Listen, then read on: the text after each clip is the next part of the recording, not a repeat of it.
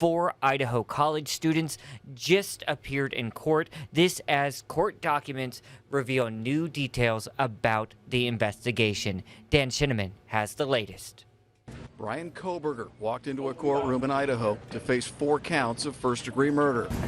The maximum penalty for this offense, if you were to plead guilty or be found guilty, is death or imprisonment for life. Koberger is accused of stabbing and killing 4 University of Idaho students inside a home in Moscow back in November. Mr. Koberger, you will be remanded in custody and remain in custody on the no bail.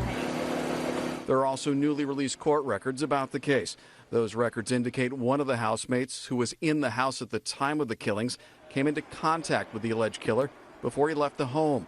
Court records also say a knife sheath was discovered at the scene next to one of the victims and DNA discovered on the sheath. Police then tracked Koberger with the help of cell phone records to his parents' home in Pennsylvania and found matching DNA on the trash collected at that home. Last week, Koberger was taken into custody in Pennsylvania without incident. According to his Pennsylvania attorney, Koberger intends to plead not guilty. He believes he's going to be exonerated. Koberger was flown back to Idaho Wednesday night, but it's still not clear what, if any, connection he had to the victims or what could have been his motive. Dan Shenneman, NBC News.